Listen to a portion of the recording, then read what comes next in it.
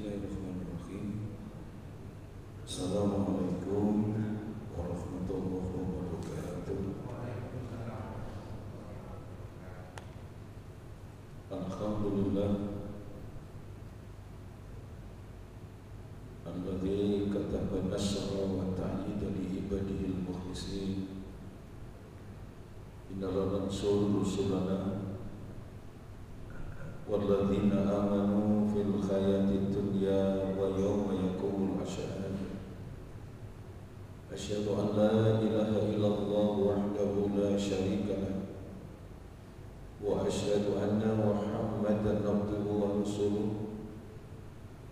Allahumma shalli wa sallim wa barik ala nabiyyina wa rasulina Muhammad wa ala alihi wa ashabihi alladhina jahadu fillahi haqqa jihadih fakataba lahum rabbuhum izzat dunya wa syahadatal ukhra yawma la yanfa'u malun wa la banun illa man atallaha biqalbin salim.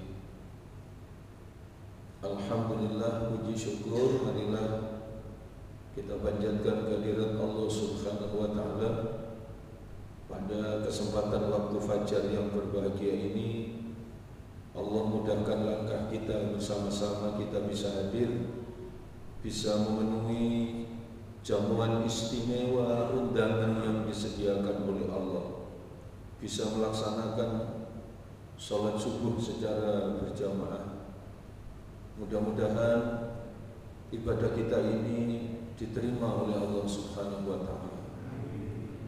Semoga kita semua yang hadir di majelis ini, hidup kita semua diselamatkan, dimuliakan dan dibahagiakan oleh Allah Subhanahu wa taala.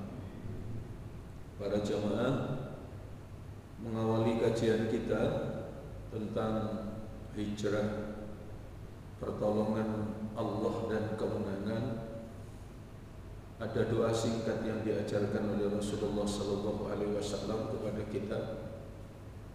Allahumma ja'al awwala hadha yaumi salata wa awsatuhu falaha wa akhiruhu najaha wa as'alukal khairat dunya wal akhirah ya arhamar rahimin. Moga sadar Allahumma ja'al awwala hadha yaumi salaha wa awsatuhu falaha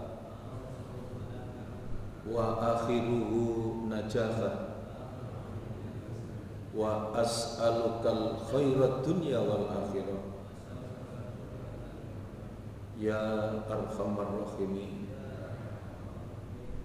Para jamaah, doa ini luar biasa.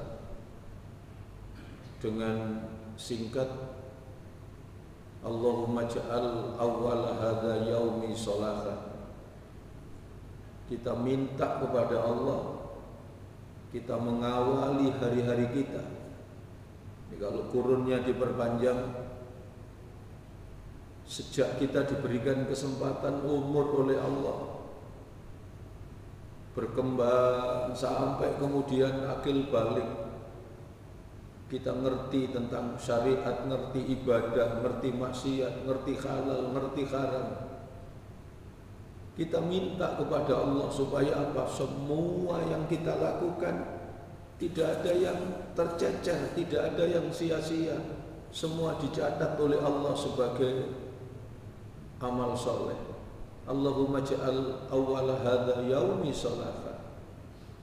Kemudian berikutnya wa awsatuhu falaha. Kita minta kepada Allah supaya apa yang sedang dan telah kita lakukan itu menjadi pembuka kemenangan, pembuka kesuksesan, pembuka kesejahteraan, menjadikan diri kita, menjadikan keluarga kita, menjadikan anak keturunan kita menjadi orang-orang yang betul-betul dimuliakan oleh Allah.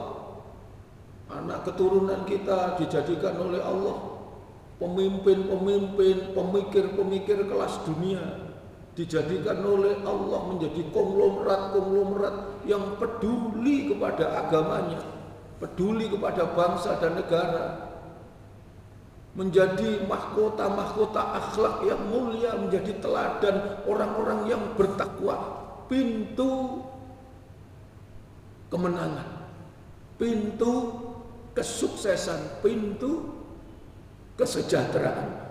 Wa ausatuhu falaha. Dan berikutnya apa? Wa akhiruhu najaha. Dan dijadikan ya Allah, pada akhirnya ketika kami kembali kepada Engkau, semua yang kami lakukan itu betul-betul membawa kesuksesan, mengantarkan menuju keselamatan dan kebahagiaan, selamat dari siksa api neraka, diberikan oleh Allah kebahagiaan sempurna, hidup yang penuh dengan kebaikan dunia, kebaikan kehidupan di akhirat. Mudah-mudahan sekali lagi para jamaah, kita mohon kepada Allah, mudah-mudahan hidup kita semua ini diselamatkan, dimuliakan dan dibahagiakan oleh Allah Subhanahu wa taala. Allah mendidik, Allah mengajarkan kepada kita supaya betul-betul hidup ini bermakna, mengalami progres, peningkatan. Orang yang bertakwa itu hari ini harus lebih baik daripada kemarin, besok harus lebih baik daripada sekarang. Ya ayyuhalladzina amanu taqullah. Wahai orang-orang yang beriman, orang yang yakin kepada Allah, tingkatkan kualitas kehidupan kita dari orang yang yakin menjadi orang yang muttaqin, menjadi orang yang dimuliakan oleh Allah. Dan bagaimana ciri orang yang hidupnya dimuliakan oleh Allah? Wal tangdur nafsum ma qaddamat seliqat. Apa yang sudah kita inventarisir, apa yang sudah kita rencanakan, apa yang sudah kita laksanakan untuk menyongsong, menjadi bekal, menjadi investasi untuk kehidupan yang akan datang. Jangan pernah main-main, jangan asal, sebab apapun yang kita lakukan tentu itu buahnya adalah semuanya akan dikembalikan oleh Allah. Tidak ada sesuatu pun yang kemudian itu lepas dari balasan yang diberikan oleh Allah. Tadi pada waktu sholat oleh Ustadz Imam kita, jadi diingatkan kita dengan Quran surat ke-75 itu ayat 76. Ayat sabul insanu ayyutraka sudah. Apa kamu kira hidupmu akan dibiarkan begitu saja? Yang jelas, yang pasti, kita diberikan kesempatan kehidupan oleh Allah. Allah ujilah hidup kita, kemudian Allah tunjukkan kepada kita apakah kita hidup dalam kehinaan atau sebaliknya kita hidup dalam kemuliaan, menjadi orang yang bertakwa kepada Allah, sehingga kita sukses, sehingga kita beruntung, sehingga kita bahagia. Dan bahagianya itu bahagia yang sempurna dunia sampai dengan di akhirat. Panjenengan bisa pirsani di Quran surat ke-91, surat Asy-Syam ayat 7, ayat 8, ayat 9, ayat 10. Apa yang diingatkan oleh Allah kepada kita? Wa nafsi wa ma sawwaha fa'alhamaha fujuraha wa taqwaha qad aflaha man zakkaha wa qad khaba man dassaha. Kita ini manusia diingatkan oleh Allah, bukan kaleng-kaleng, tidak main-main. Makhluk terbaik yang diciptakan oleh Allah, yang di ayat ini dengan jelas Allah tunjukkan kualifikasi tentang kualitas terbaik dari manusia itu yang dijelaskan oleh Allah dengan jiwa yang disempurnakan, Karena itu Allah bimbing, Allah beri petunjuk, ditunjukkanlah kita oleh Allah. Fa'alhamaha ayat 8 fujuraha wa taqwaha. Ini jalan fujur. Apa jalan fujur? Jalan kehinaan. Wa taqwaha, dan ini jalan takwa. Apa jalan takwa? Jalan kemuliaan. Orang yang bertakwa, orang yang taat. Orang yang bertakwa, orang yang bersyukur. Orang yang bertakwa, orang yang selalu ingat kepada Allah. Maka di ayat 9 Allah jamin. Apa jaminan yang diberikan oleh Allah? Qad aflaha man zakkaha. Sungguh sukses, sungguh beruntung, sungguh berbahagia. Siapa? Orang yang teguh keyakinan kepada Allah, kemudian hidup dalam kemuliaan, selalu taat, selalu bersyukur, selalu ingat kepada Allah. Dialah orang yang betul-betul meraih kesempurnaan kebahagiaan, orang yang beruntung, orang yang sukses hidupnya dunia sampai akhirat. Sebaliknya, orang yang hidup dalam kehinaan, menempuh jalan fujur, diingatkan oleh Allah di ayat 10 itu, wa qad khaba man dassaha. Sungguh sengsara, sungguh rugi. Siapa? Orang yang mengotori jiwanya, tidak mau hidup dalam ketaatan, dia durhaka. Tidak mau bersyukur, dia ingkar. Dia kufur atas nikmat yang diberikan oleh Allah. Tidak mau bersyukur, tidak mau berzikir. Dia lalai, dia lupa kepada Allah. Maka dialah orang yang sengsara, dialah orang yang merugi. Para jamaah rahimakumullah, ngapunten. Makhluk seperti kita, kalau di dalam bahasa kita, bahasa Indonesia, bahasa sehari-hari kita kan, kita ini disebut manusia. Ternyata manusia itu Pak, bukan dari bahasa asli Indonesia.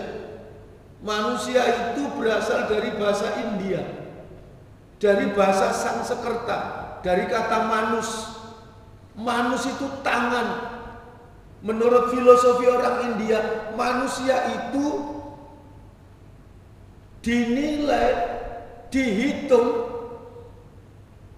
kemuliaan atau kehinaan itu dilihat dari tangannya, dilihat dari hasil karyanya, dilihat dari apa yang dihasilkan oleh tangannya,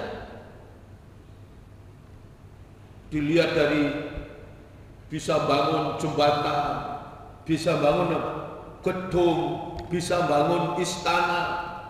Tapi pertanyaannya, kira-kira itu merupakan hasil karya apa merupakan kejahatan? Ketika orang bisa bangun jembatan, bisa bangun gedung, bisa bangun istana, mestinya ongkos biaya yang dikeluarkan cukup dengan 100 triliun, tapi kemudian yang dia minta, yang dia laporkan berapa? 500 triliun. Kira-kira itu merupakan sebuah hasil karya, merupakan sebuah prestasi, atau sebaliknya itu sebuah kejahatan? Karena itu di Quran jelas, makhluk seperti kita manusia itu nun sewu Pak, disebut dengan 5 kosakata secara komprehensif, lengkap, detail, terperinci dari setiap aspek manusia yang unik. Disebutlah oleh Allah manusia itu dengan sebutan kata basar. Di Quran kata basar itu ada 35 kali. Selain disebut basar, manusia ini disebut dengan ins. Wa ma khalaqtul jinna wal ins. Quran surat ke-7, surat Al-A'raf ayat 179. Walaqad darabna li jahannama katsiran minal jinni wal ins. Ada kata ins, itu di Quran disebut 18 kali. Tidaklah aku ciptakan bangsa jin, begitu juga bangsa manusia, kecuali hanya untuk beribadah, mengabdi kepada Allah. Di surat ke-7 surat Al-A'raf ayat 179 tadi, aku sediakan neraka jahanam bagi siapa? Bangsa jin. Bagi siapa? Bangsa manusia. Pertanyaannya, siapa manusia yang dimasukkan neraka jahanam? Itu dia manusia yang kehilangan jati dirinya, kehilangan kemuliaannya sebagai manusia.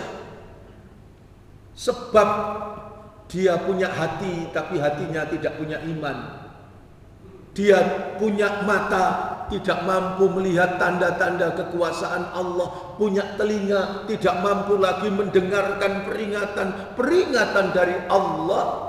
Maka di ayat itu kemudian Allah jelaskan, kalau sudah begitu derajat manusia ini ulaika kal an'am, mereka tidak ubahnya seperti binatang ternak. Manusia yang tidak punya iman, yang tuli, yang bisu, yang buta, maka mereka kemudian kehilangan kemuliaan, turun derajatnya menjadi binatang, bahkan lebih rendah dari binatang.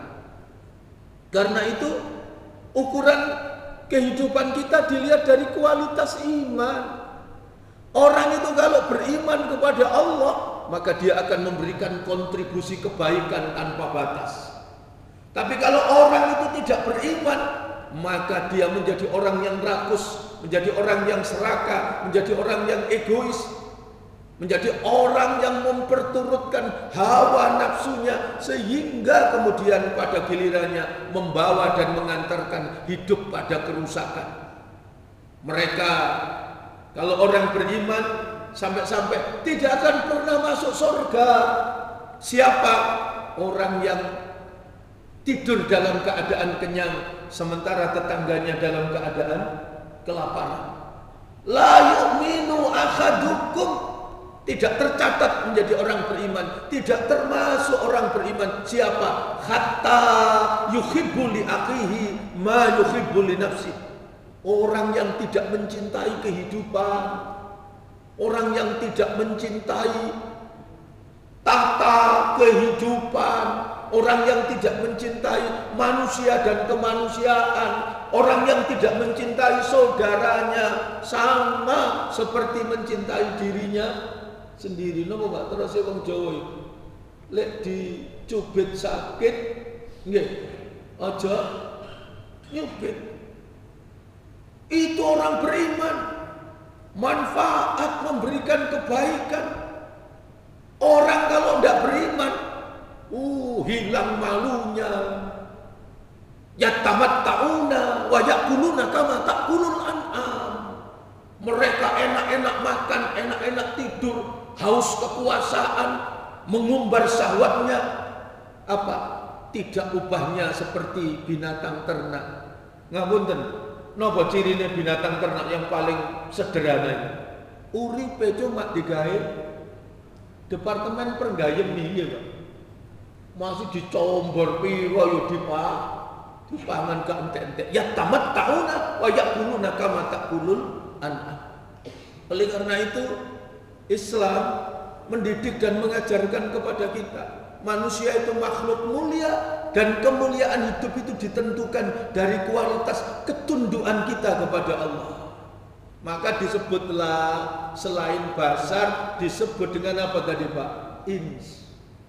Selain manusia disebut dua itu, di Quran ada sebutan lagi, disebut al-insan. Quran surat ke-76. Surat al-insan artinya manusia. Ayat pertama, hal ata alal insani khinum minad dahri lam yakun syai'am madhkura. Inna khalaqnal insana min nutfati amsaj nabtalihi faj'alnahu sami'an basira. Inna hadainahu sabila imma syakira wa imma kafura. Ini al-insan. Allah berikan potensi, Allah ciptakan manusia dengan sebaik-baik penciptaan. Ternyata imma syakira, ada yang bersyukur, wa imma kafura, ada yang kufur, ada yang beriman, ada yang kafir. Makanya nopo Pak bedane Nabi Muhammad secara basar dengan kula panjenengan, apa bedanya? Sama Pak. Nabi Muhammad makan, kita juga makan. Nabi Muhammad minum, kita juga minum. Nabi Muhammad tidur, kita juga tidur. Secara basar sama Pak. Tapi secara insan berbeda. Nabi Muhammad niku koyok batu permata Pak. Awak dhewe koyok watu kali. Kalau batu permata niku sak cuwil harganya miliaran. Kinten-kinten lek batu kali sak truk pinten lho. Jauh berbeda. Itulah al-insan.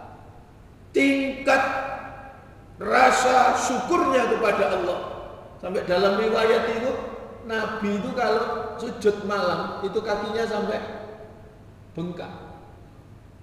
Rasa syukurnya kepada Allah betul-betul menempatkan menjadi hamba yang yakin kepada Allah, dan kemudian keyakinannya itu mengantarkan hidupnya memegang teguh keyakinan itu menjadi amal soleh dalam kehidupan.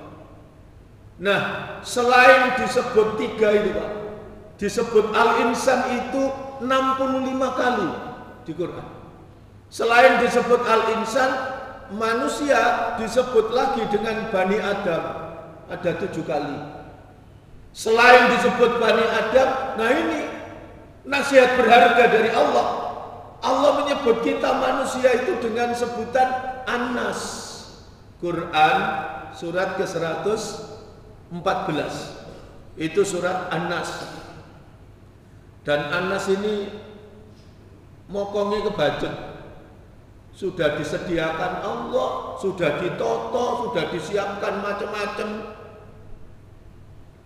Dikei tambang ngerusak, dikei batu bara ngerusak, dikei emas ngerusak. Mestinya yang dibuat kesejahteraan itu dirusak sama An-Nas ini. Semua yang sudah ditata, diatur dalam keseimbangan oleh Allah. Sampai di Quran itu surat ke-30, surat Ar-Rum ayat ke-41, doharul fasadu fil barri wal bahri bima kasabat aydin nas. Kerusakan yang terjadi di daratan dan di lautan justru disebabkan oleh perbuatan tingkah pola An-Nas, tingkah pola manusia, modele perbuatannya macam-macam, dan itu sampai dijelaskan oleh Allah di Quran berapa? 241 kali. Allah ingatkan supaya kita tidak jatuh dalam kehinaan dan hidup dalam kemuliaan. Karena itu kita bersyukur. Umat Islam ini dididik oleh Allah secara sempurna. Pergantian tahun saja Pak, itu diawali dari tonggak peristiwa hijrah. Sebab peristiwa hijrah itu yang pertama mengajarkan tentang makna hidup. Apa hidup sesungguhnya? Apakah hidup itu hanya berfungsinya organ-organ tubuh?